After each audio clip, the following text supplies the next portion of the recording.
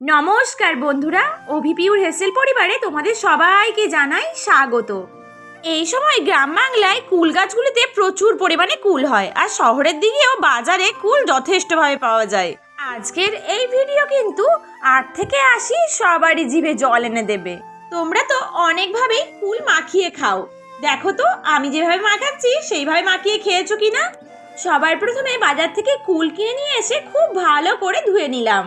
যে কোনো ধরনের মাখাই কিন্তু একা একা খেতে ভালো লাগে না, তাই বোনকে সঙ্গে নিয়ে চলে গেলাম একটি মাঠের ধারে। ভাবলাম প্রাকৃতিক সৌন্দর্য দেখতে দেখতে কুল মাখা বানিয়েও নেওয়া যাক আর খেয়েও নেওয়া যাক। তাই সব কিছু নিয়ে চলে গেলাম মাঠে। আর একবার কুলগুলোকে খুব ভালো করে জলে ধুয়ে নিলাম।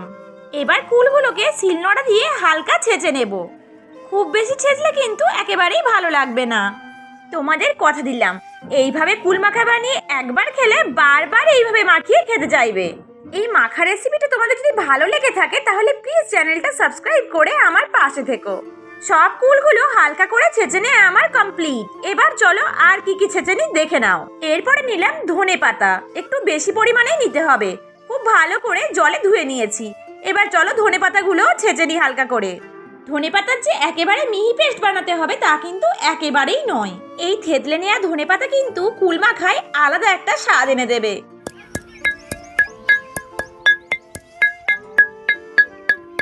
দেখো ধনেপাতা থেতলানো আমার কিন্তু একেবারে কমপ্লিট।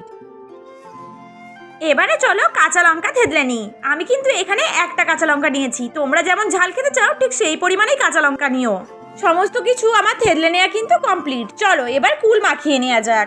গাছ থেকে একটা কলা পাতা কেটে নিয়ে ভালোভাবে জলে ধুয়ে নিয়ে চলে এসেছি। এবার এর মধ্যে দিয়ে দিলাম থেতলে নেওয়া কুল। সবুজ প্রকৃতি দেখতে দেখতে কলা পাতার মধ্যে কুল মাখা খেতে আলাদাই একটা অনুভূতি কাজ করে। এরপর এই কুলের মধ্যে দিয়ে দিলাম 1 চামচ লবণ। লবণ এবং ঝাল কিন্তু বারবারই বলছি, তোমরা তোমাদের স্বাদ অনুযায়ী দিও। এরপর এর মধ্যে দিয়ে দিলাম 1 চামচ লাল লঙ্কার গুঁড়ো। এবার এর মধ্যে দিয়ে দিলাম 1 চামচ চিনি। তোমরা যদি মিষ্টির পরিমাণটা আর একটু বাড়াতে চাও তাহলে আর 1 চামচ চিনি দিতেই পারো, তবে কুল কতটা টক বা মিষ্টি তার উপরে কিন্তু কিছুটা নির্ভর করে। এবার এর মধ্যে দিয়ে দিলাম থেতলানো ধনেপাতা আর কাঁচা লঙ্কা। তারপর এর মধ্যে দিয়ে দিলাম গন্ধরাজ লেবুর পাতা। গন্ধরাজ লেবুর পাতাটা আমি মাঝখান থেকে ছিঁড়ে এর মধ্যে দিয়ে দিলাম, তাহলে লেবু পাতার গন্ধটা আরো সুন্দরভাবে ছড়িয়ে পড়বে।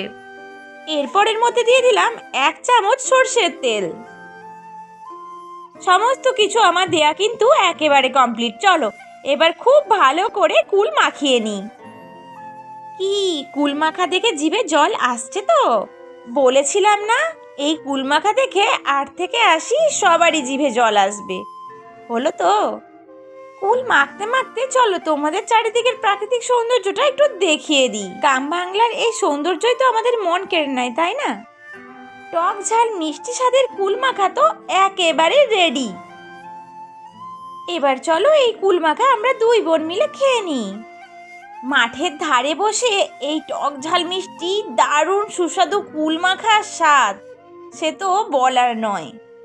এই দারুণ সুস্বাদু কুল মাখার ভিডিওটা যদি তোমাদের ভালো লেগে থাকে তাহলে প্লিজ একটি লাইক, কমেন্ট এবং শেয়ার করতে একেবারে ভুলো না।